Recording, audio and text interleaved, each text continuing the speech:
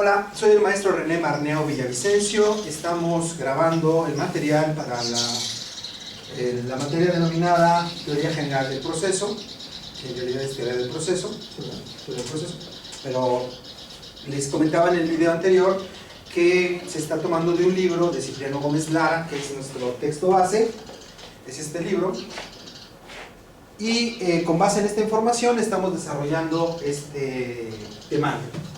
Vamos a ver más cosas que el programa no tiene, precisamente porque redujeron el curso.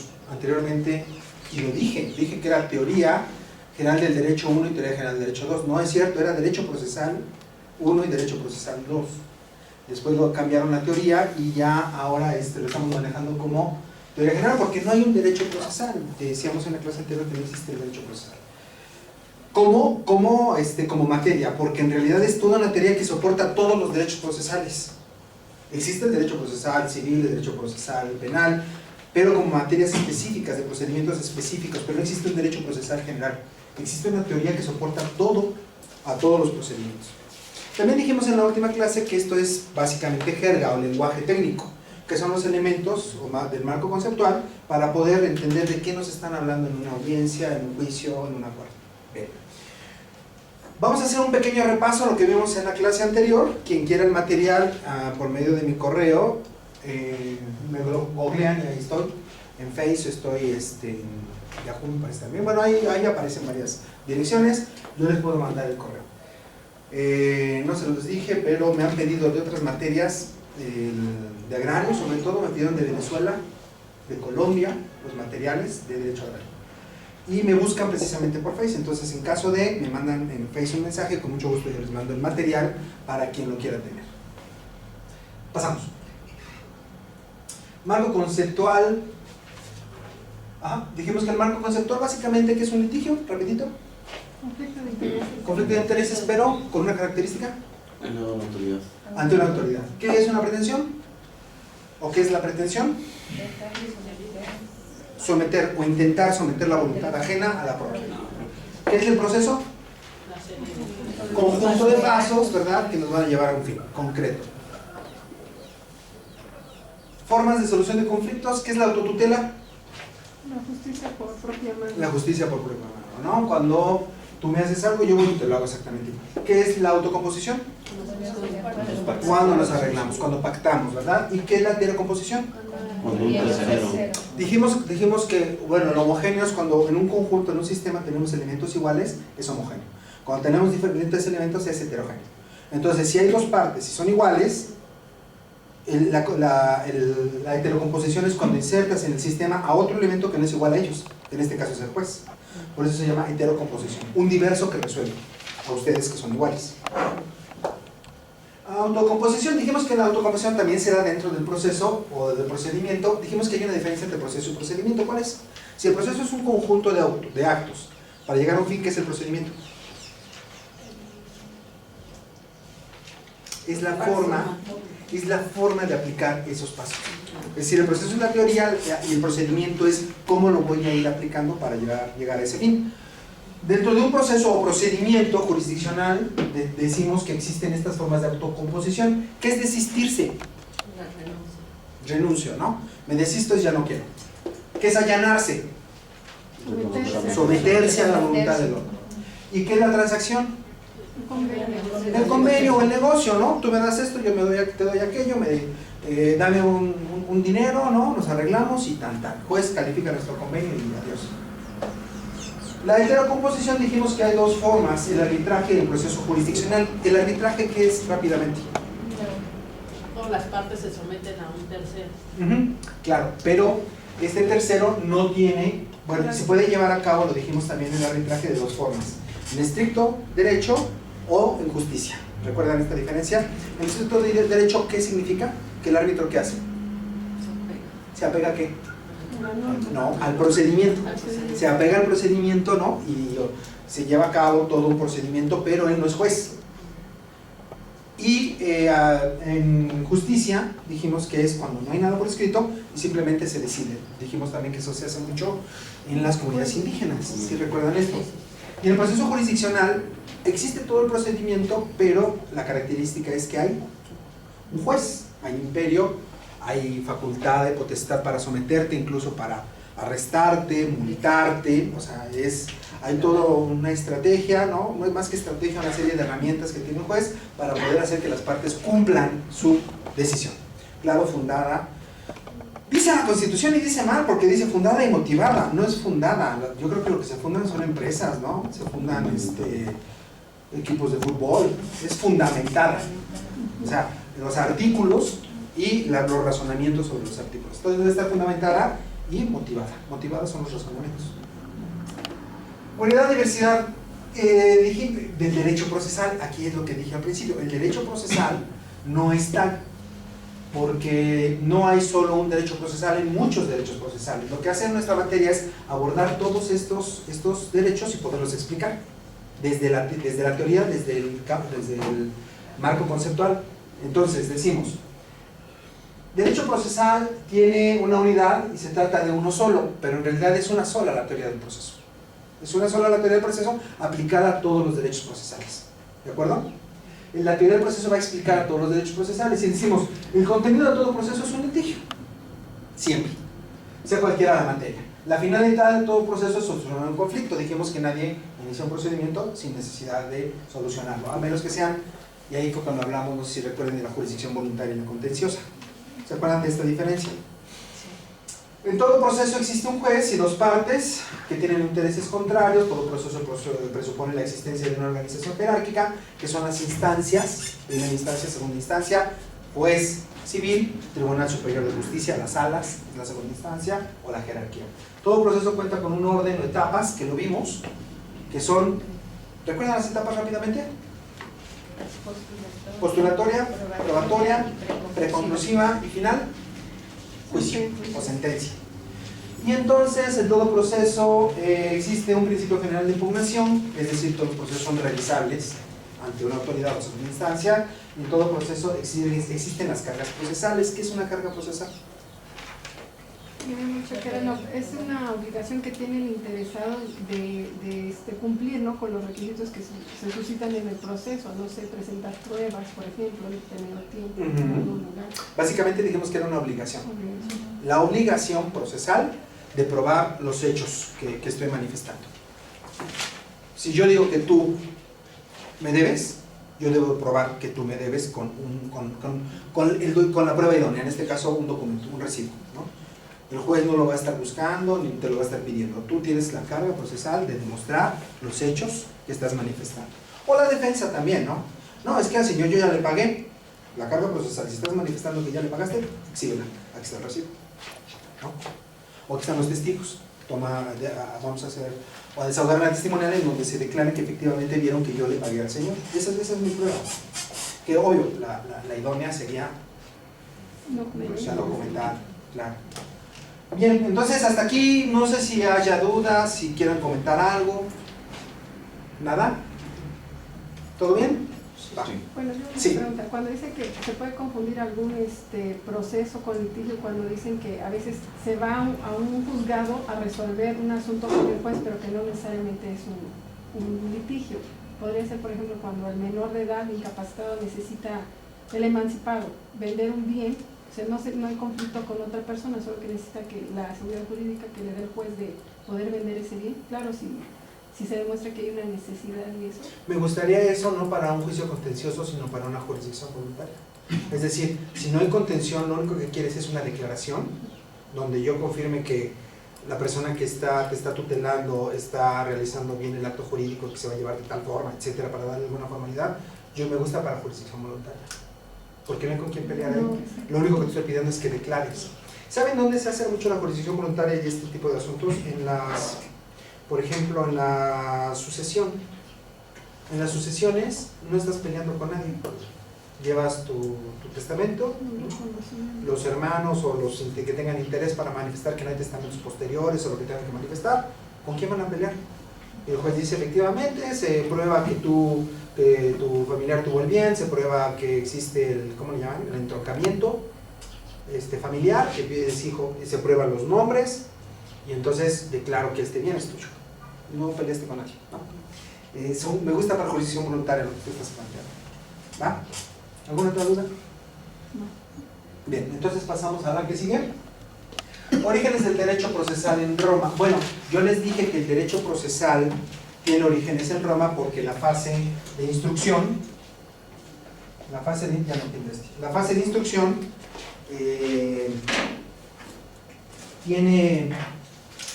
es la fase de integración del procedimiento. Entonces la instrucción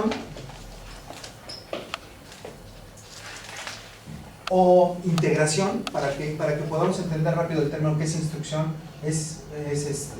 ¿Cuál fue la palabra que dije? Integrar, ¿no? Integrar, que no es más que agregar constancias a los autos, desde la demanda hasta los alegatos. Entonces está la postulatoria, la probatoria, la preconclusiva y ya dicto mi sentencia, ¿no?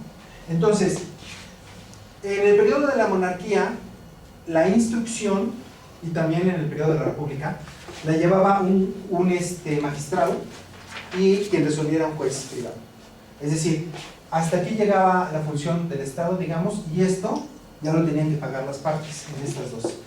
A partir del periodo posclásico, que es la época imperial, ya solo hay un funcionario público que lleva las dos etapas. Hay juicios, me dicen que, bueno, en España los hay, y creo que también ahora en penal, no díganme si estoy mal, no lo sé, ya saben que no soy agrario, que hay jueces de instrucción y jueces de sentencia o de juicio. Es decir, hay dos jueces, uno que integra y uno que resuelve. ¿En qué procedimientos los hay? Sí, en penal, ¿no? En penal, ¿verdad? Ok, entonces tenemos la fase de instrucción con un juez y el otro resuelve. ¿Para qué será eso? Para ¿Para ser qué más creen que sea? imparcial, para no tener un interés. Para no tener interés, tú haces la chamba bien, me integras bien, e independientemente, yo ya con todos estos elementos que tengo, resuelvo. Y precisamente no tengo que estar en contacto con las partes. Tú tuviste mucho contacto con las partes, yo no tengo contacto con las partes. Esta división viene desde Roma. La instrucción que se hacía a través de una, se llamaba fórmula, era, lo vamos a leer. Se conoce como la etapa de las acciones de la ley, exclusivo para ciudadanos romanos. La monarquía surge del siglo VIII más o menos, cuando se funda Roma, al 27 a.C., que es cuando surge la república. En esta etapa, que se llama periodo preclásico, el derecho solo era para ciudadanos romanos, es decir, no era para los extranjeros o los peregrinos, era un derecho exclusivo para romanos, ¿no? Y se llevaba el juicio ante un magistrado, realizándose con palabras y gestos rituales. Lo chistoso de esto, curioso, es que se llevaba a cabo, era como teatral el juicio en esta etapa. Se llevaba a cabo a través de fórmulas, de frases muy específicas, y si se equivocaban al decir una frase, con eso se perdía el juicio. Era como de tipo mágico, como teatral. Y entonces, harto formalismo, un error llevaba a la pérdida del negocio, y el magistrado elaboraba una fórmula, que es esto, ¿no? Se llevan a cabo ciertos actos, se lleva a cabo, digamos, un desahogo, y actualmente se llama instrucción, y se lleva esta fórmula ante un juez privado quien resuelve. En la República ya tenemos un proceso formulario, y aquí es donde ya entran los plebeyos y los peregrinos. Recuerden que en Roma hubo muchos problemas, precisamente porque el derecho pues no era parejo. Había un derecho para puros romanos y los otros pues se quedaban chiflando en la loma. Se crean posteriormente ya procedimientos para todos aquellos que no eran ciudadanos romanos. La ciudadanía romana en esa época era importantísima. Ser ciudadano romano era importantísimo porque tenías una serie de privilegios. Por ejemplo, cuando ustedes leen los evangelios, y esto no es religioso, nada más es como parte de la historia. Yo no soy religioso, no tengo estas creencias, pero me gusta leer la Biblia porque de alguna manera encontramos toda nuestra cultura, encontramos por qué son las cosas como son. Y hay una parte donde Pablo es encerrado no recuerdo cuál es el delito que le imputan, y dice Pablo, aguas, porque yo soy ciudadano romano. O sea, no soy como aquí la chancla, ¿no? Yo soy ciudadano romano. ¿Qué significa esto? Que tengo derecho a un procedimiento, que tengo derechos establecidos desde Roma. Entonces, cuidado. Ser ciudadano romano era muy pesado. En esa época, como eran los gringos, ¿no? Ser ciudadano gringo, por ejemplo, puedes matar acá en México 50 personas, no pasa nada, pero mata a un gringo. ¿No? La embajada casi se hace manifestaciones en Estados Unidos. ¿Por qué? Porque es ciudadano gringo, ¿no? La ciudadanía pesa mucho, mata aquí a 50 hombres de Honduras, pobres hombres que vienen, ¿no?, de Centroamérica, nadie sabe nada, ¿no? Entonces la ciudadanía depende mucho del valor del estado del que venga, del estado que te toque. Entonces, en este periodo, los plebeyos y peregrinos, los peregrinos son, digamos, los extranjeros, tienen ya una salida o un procedimiento para hacer valer sus derechos. ¿Por qué? Por el comercio. Por el comercio. Roma se expande, tiene muchas provincias y entonces tiene que regular todas estas cuestiones. Si los extranjeros no tienen manera de hacer valer sus derechos, genera muchos conflictos. Entonces se crean estos procedimientos, pero, ojo, se lleva también la fórmula ante el juez privado. Es hasta este momento, en la época ya del imperio, que es del 284 al 476, porque recuerden que Roma se divide en el imperio de Oriente y en el imperio de Occidente. Constantino, ahora colocar que es el siglo III, por ahí, ¿no? Constantino el Grande, porque hubo otro chiquito, es el que funda Constantinopla en la ciudad, bueno, un pueblo bizancio. Ahora, ¿cómo se llama Constantinopla? Turquía. Está en Turquía, pero la ciudad es Estambul, ¿no? De hecho, la catedral más grande que existe creo en el mundo, bueno, la cúpula más grande es la de la iglesia de Santa Sofía, si no es que estoy mal, y es una mezquita, pero es romana, le hicieron los romanos. Y esto de las iglesias es muy curioso, porque en España, por ejemplo, en Granada, entran a la ¿cómo se llama? Al palacio ¿cómo se llama? El palacio de la Granada, que es muy bonito. Bueno, lo hicieron los árabes, pero adentro Carlos V hizo un pequeño edificio. Entonces ves toda la construcción árabe y en medio un palacio neoclásico. Se agarraban ahí, ¿no? Era muy interesante. Y entonces, bueno, esto del imperio es que se dividió en dos. El imperio de Oriente tiene su cabecera ¿en dónde? Oriente, vamos a ver. Oriente. Constantinopla. ¿Y el imperio de Occidente? Roma. En Roma. Roma cae ante los bárbaros. ¿Quiénes son los bárbaros? ¿Quiénes son los que hacen caer el imperio, digamos, insular, el que está en Italia? Son los germanos. Son las tribus germanas del norte. De ahí vienen los godos, los visigodos, ¿no? Entonces, los romanos son los germanos, los actualmente alemanes, son los que hacen caer a Roma y se dispersa el imperio. Pero el que se conserva, y de hecho es de donde viene el derecho romano, porque el derecho romano, o sus cursos de derecho romano, no vienen de Roma, vienen de Constantinopla, porque es una recopilación que hizo precisamente Constantino, ¿no? Es cuando declara la religión oficial, declara el derecho oficial, que es el derecho romano que después llega por ahí del siglo XI, XII, se descubre en una universidad en Bolonia, Italia, y los monjes empiezan a estudiar ese texto y es el que se expande, ¿no?, en la educación del derecho, pero es completamente oriental ese derecho. De hecho, los griegos llegan por ahí, ¿no? Se dice que los griegos los traen los árabes, pero Constantinopla está juntito, ¿no? Está Turquía y está Grecia pegadito. Están ahí. Bueno, entonces, ¿qué tiene que ver todo esto? Este derecho, digamos, el que conocemos, se genera sobre todo hasta 1453. ¿Qué pasa en 1453 en Constantinopla?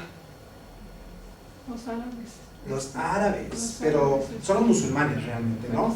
Los creyentes en Alá. Los seguidores de la religión musulmana, que es, sí, musulmanes y seguidor de Alá, que es el Corán, ¿no? Su texto sagrado es el Corán. Entonces, Constantinopla cae en manos de los árabes y le cambian el nombre a Estambul. Pero fíjense cuánto dura, de verdad es hermosa la historia de Roma, porque si Roma cae, la parte occidental cae en el 400, la parte oriental cae hasta el 1400. O sea, hubo 1000 años de esplendor romano, pero en la parte oriental.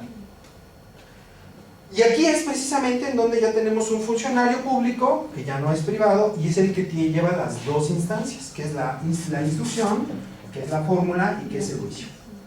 ¿Por qué hubo ya un solo funcionario? Por el descrédito en el que cayeron los jueces. Ya nadie creía en los jueces, ¿no? Cosa extraña, cosa muy muy rara ahora. Y entonces, como ya nadie cree en los jueces, lo que pasa es que el Estado absorbe toda la función y se crea un solo, digamos, un solo sujeto que conoce de pe a pa el procedimiento. Ese es básicamente el desarrollo de nuestro procedimiento, o de la manera. Entonces, ustedes a donde se paren en Occidente, van a tener este formato. ¿Sí? Sobre todo los latinos, los ingleses tienen otro formato, pero finalmente pasa algo parecido, porque en la instrucción ellos, en el derecho inglés y en el derecho norteamericano, tienen la fase de instrucción, que es el desahogo ante los 12 iguales, que son los testigos, ¿cómo se llama? El jurado. Que por cierto, esto de los 12 iguales me llama mucho la atención porque tiene relación precisamente con los orígenes cristianos, ¿no? Los 12 iguales que van a juzgar a una persona son los 12 apóstoles. Entonces son los 12 sujetos iguales que van a juzgar. Y aquí lo chistoso es que no hay una sentencia, se llaman juicios de íntima convicción. Porque al jurado, cuando el jurado da su veredicto al juez, nunca hacen todo el procedimiento, es decir, nunca le dicen, bueno, lo que pasa es que hubo esta prueba y de esta prueba se desglosa esto, o sea, no hay esta relación. El juez, al dictar la sentencia, que es finalmente lo que tiene que hacer, ahí tiene que argumentar, pero quien toma la decisión es el jurado, y el jurado dice culpable o inocente. ¿Y por qué? Por íntima convicción. O sea, ellos están convencidos de que es así. Sí han visto estos procedimientos, ¿no? Ningún razonamiento jurídico, ¿no? No hay razonamiento, sino íntima convicción. De hecho, no son abogados, ¿no? Son ciudadanos comunes.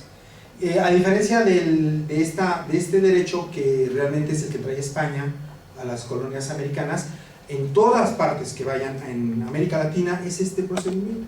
Igual, nada más que tienen otros nombres, pero viene desde Roma. Somos hijos de Roma, ¿no? Jurídicamente hablando. Bien. ¿Otra? Principio de oralidad y escritura. Bueno, el principio de oralidad y escritura es básico en los procedimientos porque precisamente a través de la oralidad articulas tus pretensiones, y la escritura, ¿para qué nos servirá en los juicios? Para sentar, para dejar constancia, para ser revisable. Si en un procedimiento solo aplicas el principio de oralidad y no hay constancia, ¿cómo puedes impugnar ese juicio? No hay manera de impugnarlo. Y no puedes volver a llevar a las partes al segundo juez de instancia para que se allegue otra vez de todo el procedimiento. Entonces, efectivamente es oral, se utiliza mucho la oralidad en la audiencia o en los actos procesales, pero sí siempre se deja constancia. Actualmente existen, entre otros principios procesales, los principios de oralidad y escritura. El principio de escritura consiste en que todo lo actuado ante el juez debe obrar por escrito. Se articula de manera verbal, pero se deja constancia. El principio de oralidad debe contar con las siguientes características. Concentración de las actuaciones. ¿Qué significa? ¿Cuál es el principio de concentración? Que uno solo Juntar. debe llevar todo el proceso. Bueno, sí, podría ser. Juntarlos. Juntar. Recuerden que los procedimientos tienen etapas. El principio de concentración nos dice que se deben de llevar a cabo las más etapas posibles en un acto. Por ejemplo, en la audiencia. Si la audiencia te va a llevar, y lo vamos a ver, por ejemplo, en derecho agrario, que el procedimiento es oral. Si en la audiencia se va a llevar de pe a pa, porque incluso lo vamos a leer, la ley dice, las partes expondrán, el actor sus pretensiones, el demandado su defensa, y al final dice, y se dictará sentencia, o sea, todo en un acto procesal, ¿no? Pero es imposible llevar a cabo todo esto en un acto procesal. ¿Qué significa entonces? ¿Cómo es el principio de concentración? Lo más que puedas avanzar dentro de la etapa postulatoria, probatoria y todo esto, lo más que puedas alcanzar, hazlo. Concentra en un solo acto procesal el mayor número de actos. ¿Sí? Ese es el principio de concentración. Identidad entre el juez de instrucción y el juez de decisión, es lo que les hablaba hace rato. Debe de haber una sola persona que precisamente yo les preguntaría, ¿de qué sirve la oralidad? ¿De qué sirve si este juez no va a estar presente en la audiencia? De nada, porque todo ya está por escrito, sería inútil. La oralidad es precisamente para que el juez te oiga, para que el juez en ese momento pueda allegarse de más elementos para resolver. Por lo tanto, la oralidad siempre va de la mano con la presencia del juez. En el artículo 185, fracción sexta de la ley agraria, ustedes se van a dar cuenta que dice: si el magistrado no está presente en la audiencia, todo lo actuado será nulo. Es eso. Debe de estar el juez para poder escuchar a las partes. Inmediatez. ¿Qué es la inmediatez? Es esto que les acabo de explicar. La inmediatez es la presencia del juez en los actos procesales. ¿Qué es la inapelabilidad de las resoluciones interlocutorias? ¿Saben lo que es una resolución interlocutoria? ¿Una resolución interlocutoria? ¿No? Que es dentro del proceso, antes de dictar sentencia hay una resolución interlocutoria. Es aquella que resuelve un incidente. No hay fondo. Exacto. En materia civil, por ejemplo, hay cuestiones que se pueden plantear al juez y deben ser resueltas antes de. Por ejemplo, juez, eres incompetente, ¿no? ¿Por qué es que soy incompetente? Por tales argumentos, ¿no? Ok, entonces se para el procedimiento y se abre un juicio dentro del juicio, pequeñito. Y a las partes se les pide pruebas que digan o manifiesten por qué piensan, y entonces el juez dicta una interlocutoria que es una sentencia chiquita dentro del procedimiento y dice: efectivamente soy incompetente, por lo tanto túrnese al juez correspondiente. O bien, no, por tal razón soy competente y mantengo mi competencia, y seguimos con el procedimiento. En los procedimientos orales no pueden ser apelables las resoluciones interlocutorias, porque de ser apelables entonces se tienen que estar parando y parando y parando por cada cuestión que te quieran plantear. Generalmente en este tipo de juicios, como lo es el agrario, tú planteas tus excepciones, pero no te abro incidentes, las planteo. Y tú planteas tus excepciones. Sí, entonces, excepción. El demandado. El demandado. El demandado plantea las excepciones. Así es. Y el actor las pretende. Exacto. Entonces tú planteas tus excepciones y también planteas estas situaciones por las que dices que yo no puedo entrar al fondo. Los incidentes. Yo no abro incidente. El incidente, digamos, el incidente es el vehículo, ¿no? Tú planteas una excepción, se abre un incidente, que digamos es el expedientillo, y se resuelve a través de una interlocutoria. Entonces, en este tipo de juicios orales no va a haber interlocutorias, no se entra al estudio, se dejan siempre al final, se resuelven con la definitiva. En agrario es así, y es completamente oral. Y lo puse precisamente porque esto sí lo puedo explicar, y lo vamos a ver ahorita que desarrollemos la audiencia. Ahorita lo vamos a explicar poco a poco.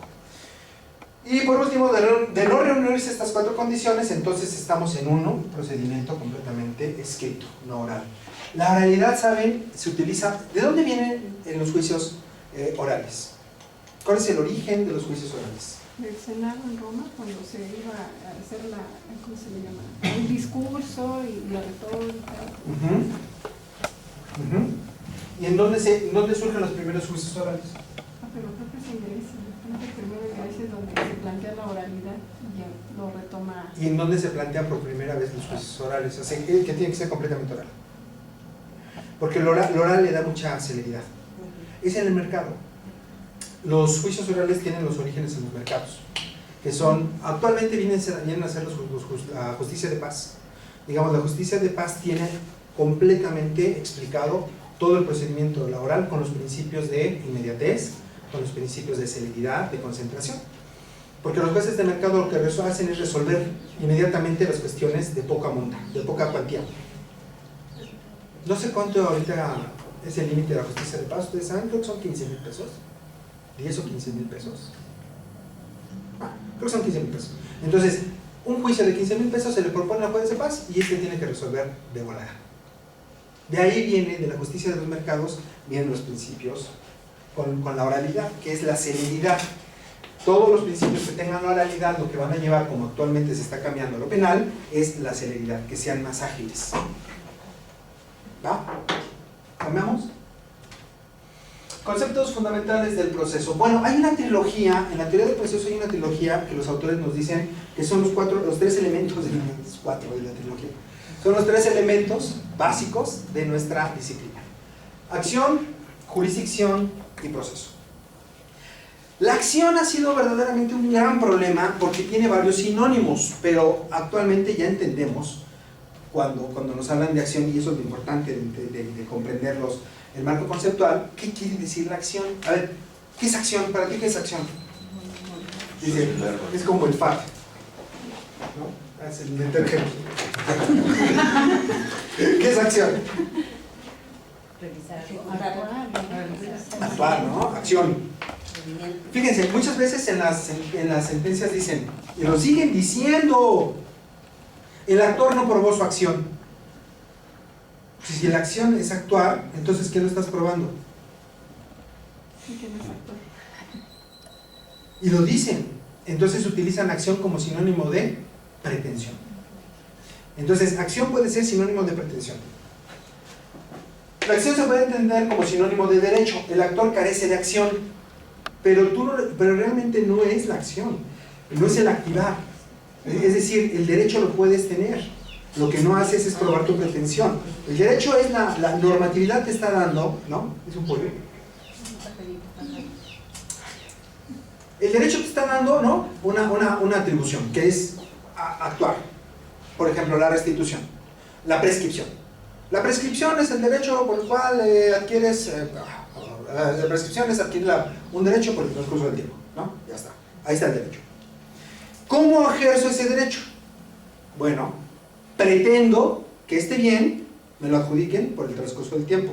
Voy con el juez y activo la función jurisdiccional y entonces adquiero mi derecho. ¿Sí me explico? Entonces, la acción realmente es esto, una facultad de provocar la actividad. La acción la entendemos entonces como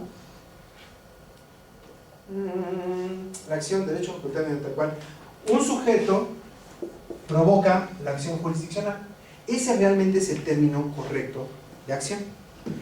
Es provocar o activar o echar a andar la maquinaria jurisdiccional para que yo haga valer una pretensión y el juez declare con una norma si tengo o no tengo derecho a esa pretensión. Es la activación de la función jurisdiccional. Es como apretar un botón, ¿no? La acción es apretar el botón jurisdiccional presentando una demanda. Y entonces, al ejercer esta provocación, yo lo que voy a hacer es obtener un resultado. Derecho o facultad mediante la cual un sujeto provoca la acción jurisdiccional. ¿Qué es entonces la acción jurisdiccional? La jurisdicción. La jurisdicción, lo hemos dicho, es la facultad de decir o declarar el derecho. Yo voy, ejerzo mi acción, que es la activación de la función, echo a andar la maquinaria jurisdiccional, el juez asume jurisdicción, que es la facultad de decir o declarar derecho, y entonces, ahora sí, nuestro tercer elemento es todo adentro de un proceso, ¿no? El proceso, digamos, entonces es la forma en la que tú vas a hacer valer tu pretensión activando la acción. ¿Sí queda claro? Es básicamente esa idea. Acción como facultad de activar la función jurisdiccional, jurisdicción como una función del Estado, del jus dicere, en razón de materia, territorio, grado, cuantía, y el proceso como un conjunto de actos para que las partes, terceros y una ley de carácter general se aplique a un caso concreto para solucionar. Esos son los tres elementos básicos de nuestra materia: acción, jurisdicción, proceso. ¿Sí? ¿O no? Bueno, ¿dudas hasta acá? ¿Nada? ¿Todo en orden? Va. Hoy no nos fue participativo. ¿Por qué? Se fueron de juerga ayer. En la clase pasada estaban muy participativos. ¿Será porque ayer aquí al compañero que le dije yo? ¿Será por eso? No. Bueno, entonces, ¿qué es acción?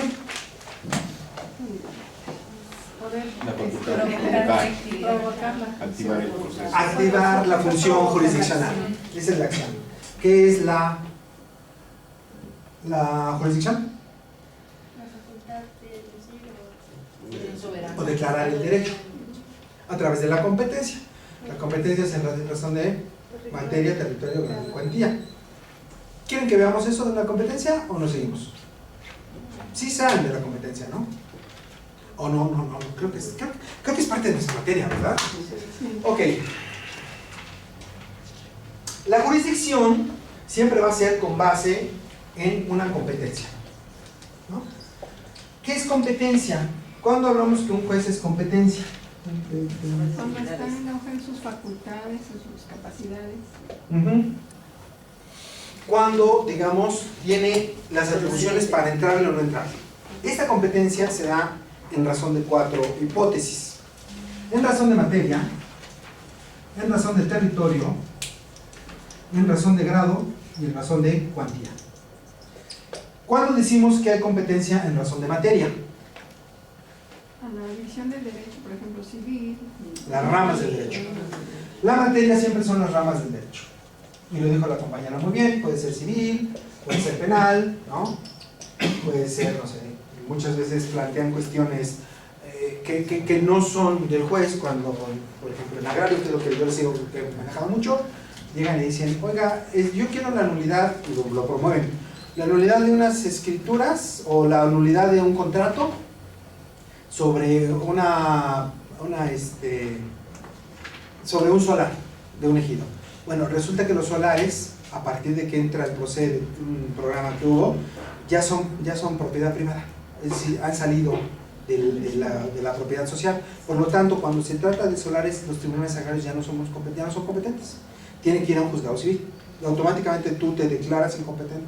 ¿Por qué? Pues porque esto es civil, no es agrario, ¿no? Luego, en razón de materia puede ser declinatoria y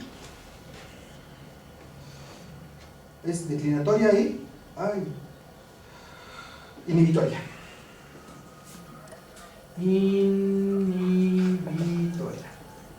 Cuando el juez se da cuenta que no es competente, declina hacia el juez competente. Pasa mucho en los tribunales cuando por razón de territorio un juzgado es competente porque el otro juzgado salió de ese distrito o de esa superficie. Se da cuenta el juez y dices, no, es que esto que me estás planteando pertenece al otro juez, declino y lo manda al otro juez. Juez, yo no soy competente en razón de territorio, vámonos. Y la inhibitoria es cuando una de las partes se da cuenta que el juez no es competente. Entonces le dice, juez, tú no eres competente por esto y por esto y por esto. Entonces trata de inhibir esa competencia, de bloquear esa competencia. Y ahí el juez estudiará si es o no competente y dará la respuesta. Pero esta se plantea y esta es automática. El juez se da cuenta y declina, y aquí hay que tratar de que se inhiba, ¿no? Bueno, en razón de territorio decimos que es la división de distritos, la superficie territorial hasta donde un juez es competente. Por ejemplo, los jueces de lo civil en Puebla o en la ciudad de Puebla, hasta donde sea el perímetro de la ciudad, hasta ahí son competentes. Si tú sales de ese perímetro, Cholula, ya es otro juez, ¿no? En razón de grado, ¿qué se les ocurre de grado? Por el bien jurídico que se vaya a tutelar, por ejemplo, en el caso penal un delito federal, pues tiene que ir a tribunales federales. Entonces, esa sería materia, pues sí. sería amparo. No, grado. Lo que refería de la cuantía, cuando es de menor cuantía, no tiene que resolver un juez. No sé cuánto. No, ese es cualquier. Grado tiene que ver con el principio de impugnación. Siempre hay una jerarquía interna en los juzgados, ¿no? Entonces, en materia local diríamos, por ejemplo, ¿es el juez civil? ¿No? Vamos desde abajo. Te planteo, juez de paz, un asunto de 50,000 pesos. No soy competente, porque yo llego hasta los 15. Me declaro incompetente. ¿Quién es el competente? Civil. El juez civil. Resuelve el juez civil. Vamos a revisar este asunto. ¿Quién lo revisa? El Tribunal de Alzada, exactamente. Que es el de mayor jerarquía, Tribunal Superior de Justicia. Vamos a poner alguna sala. Ahí quedó, interno. Resulta que ahora vas a impugnar la sentencia del juez del Tribunal Superior de Justicia. ¿A dónde te vas? Tribunal colegiado. Te vas a colegiado, pero ya saliste de la materia, porque son jueces federales, digamos, constitucionales. Estos nada más son locales. Los jueces constitucionales, los jueces garantes del principio de legalidad, son los federales. Y digamos que esa es su esfera de conocimiento. Entonces, a nivel local tenemos dos instancias: Juzgado Civil, Tribunal Superior de Justicia. Sale de esta esfera y te vas entonces a materia de amparo, y también hay jerarquía. Vamos a la jerarquía federal. ¿Quiénes son los jueces que están abajo? Primero son los unitarios de circuito, después sería el colegiado. No, sí, juez de distrito, Juez del distrito. después los colegiados, y después los unitarios, sí, para algunas cuestiones específicas, y después la corte. Las salas. Las salas. Entonces también tienes jerarquías. Ese es el grado, el nivel, pero dentro de la misma competencia. ¿Sí queda clara la idea? Por último, la cuantía. Ya lo dijimos, la cuantía es en relación con los montos. El juez de paz es el caso concreto. Tiene un límite para conocer. Esa es la competencia. La competencia a través de la cual se ejerce la jurisdicción. Jurisdicción como facultad de declarar derecho. ¿Queda clara la idea? Va. Seguimos con la otra. Una pregunta. Sí, Si en el auto admisorio de la demanda sí. el juez se declara competente, la parte demandada no puede apelar el auto admisorio, porque los autos admisorios no son apelables. Pero ¿cómo promueve su incompetencia del juez? Si en el auto admisorio él se está dando por competente. En ese mismo, antes de contestar la demanda, ahí sí promoverías un incidente, ¿no? De incompetencia, ¿no? Juez, tú eres incompetente por tal razón, por territorio, por lo que sea. Antes de contestar la demanda. Antes de contestar, resuélvelo, y entonces ahora sí seguimos con el procedimiento. ¿Sí? ¿Sí o no? Sí, ya. Okay. De hecho, así se hace en prácticamente todas partes. Y en cualquier momento lo puedes hacer, ¿eh? Incluso yo te contesto la demanda. Para contestar la demanda, reconozco tu jurisdicción. Pero no puedes contestar a cautela, ¿no? Sí, claro, porque todo lo actuado por juez competente, y es un principio procesal, todo lo actuado por juez competente Se da por- es nulo. Es nulo. Todo lo que actúa un juez competente es nulo, es un principio procesal. Entonces, en cualquier momento yo me doy cuenta que no eres competente, te lo hago saber, y ahí dice sí, sí, ¿no? Se deja sin efectos todo lo actuado, gírese al juez competente. Contestando la demanda, incluso los alegatos, yo creo, ¿no? Te das cuenta en ese momento que eres incompetente, oye juez, esto no, todo lo que tú estás haciendo y diciendo es nulo, ¿no? Me llamaría mucho la atención una sentencia que quedara firme y fuera de juez competente. Sería padre ver qué hago. Bueno, etapas en las que se divide un proceso. Ya lo vimos, instrucción de juicio. La instrucción ya dijimos que es la integración. Y tiene las 3 etapas. ¿Qué es un abogado postulante? ¿Qué es postular? por oponer. Por oponer. Entonces se propone demanda, se propone una contestación. Y las excepciones. Yo te propongo estas excepciones, ¿no? Resuélvelas. La etapa probatoria, bueno, dijimos que ¿qué es probar? Demostrar, convencer, ¿no? Intentar acreditar ante el juez tal situación. Oye, es que esa parcela era mía.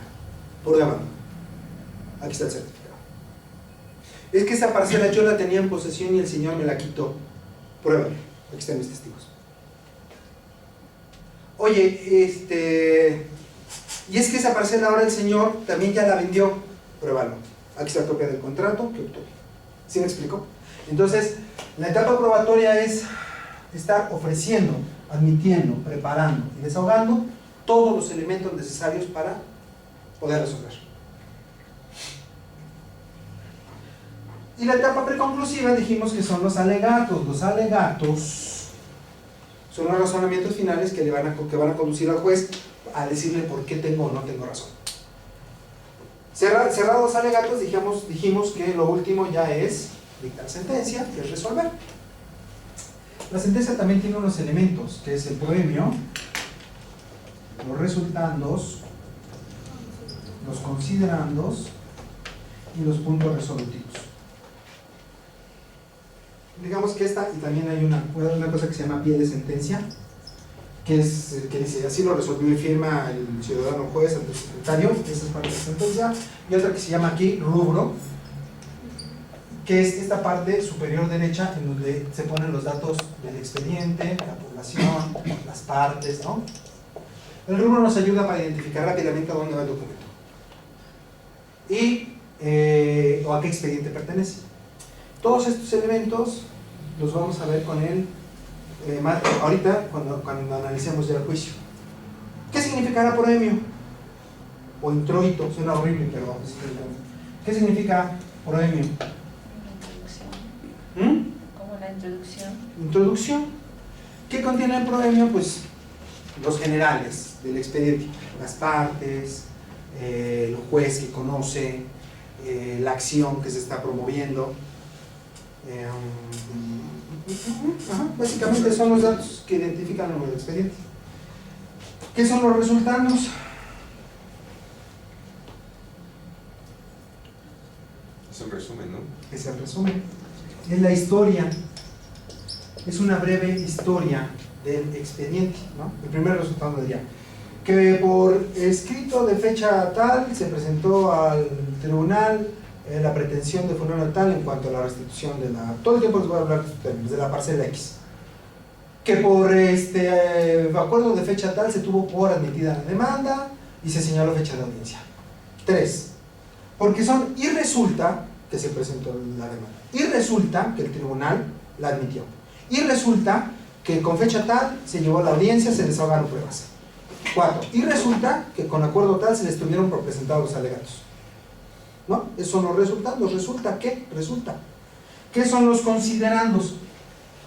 ¿Podría ser lo fundamentado? O sea, con tal fundamento en tal artículo. Son los razonamientos del juez. Dice razonamientos lógico-jurídicos, ¿no? ¿Por qué son lógicos y jurídicos? Porque agarran una norma y dicen, bueno, primer considerando. ¿Y por qué se llaman considerandos? Porque fíjense cómo se narra. Considero, primero, que soy competente, con base en los artículos tal. Porque si no, no sería nulo todo lo actuado. Entonces, primero considerando, soy competente. Segundo considerando, considero que de las pruebas que ofreció la parte actora se desprende lo siguiente: con la testimonial esto, con la documental esto, con la pericial esto, lo que tiene valor no tiene valor por esto y esto y esto, ¿no?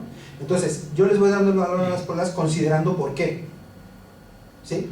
Que hubo dos peritajes, el de la parte actora y la parte demandada. Esta prueba se va a estudiar en conjunto. El de la parte actora dice que sí, la firma. El de la parte demandada dice que no es. El tercero en discordia dice que sí es. Sin embargo, se hace el siguiente análisis.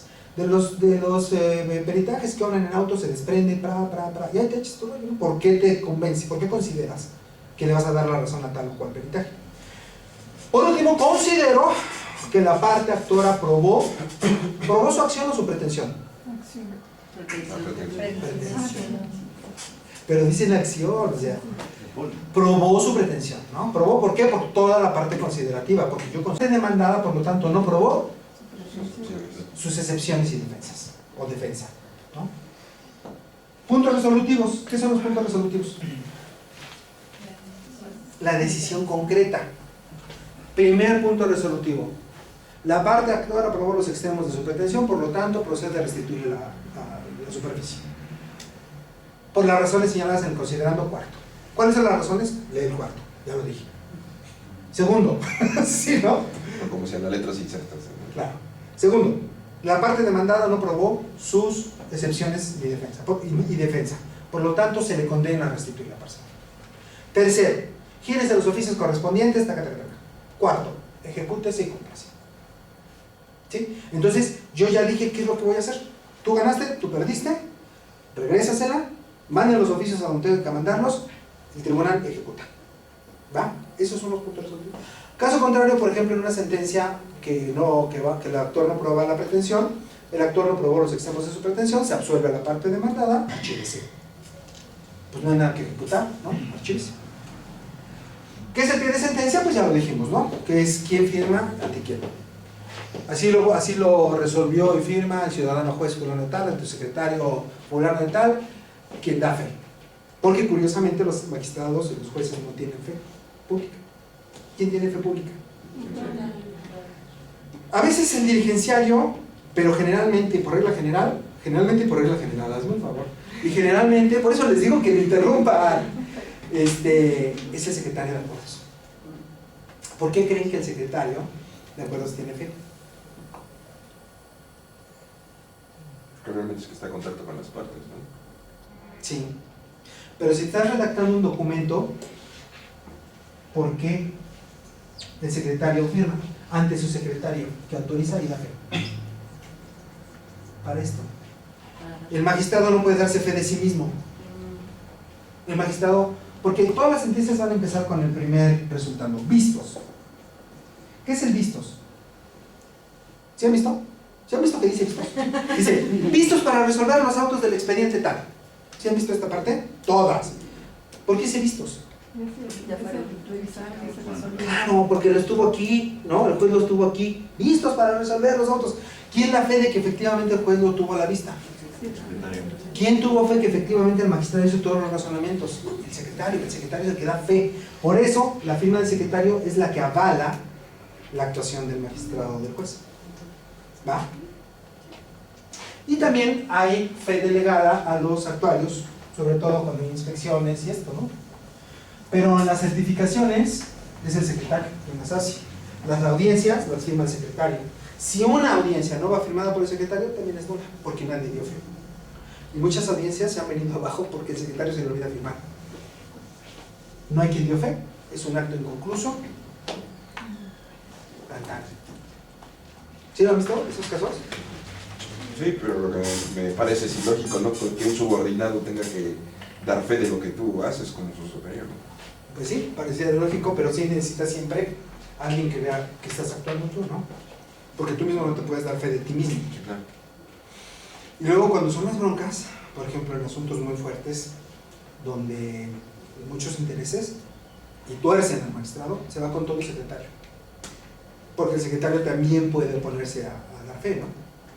Es el contrapeso, pero si el secretario se opone, también le da cráneo. Entonces, siempre, pobres secretarios son los que peor se llevan la rebanada más fea.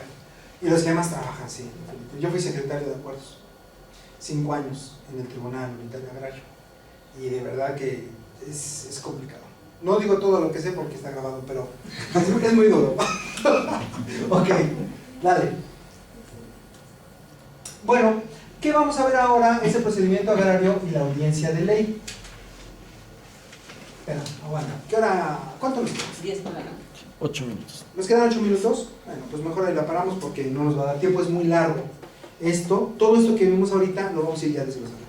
Entonces, en la próxima clase vamos a ver audiencia de ley completa con toda la etapa postulatoria, probatoria, preconclusiva, incidentes,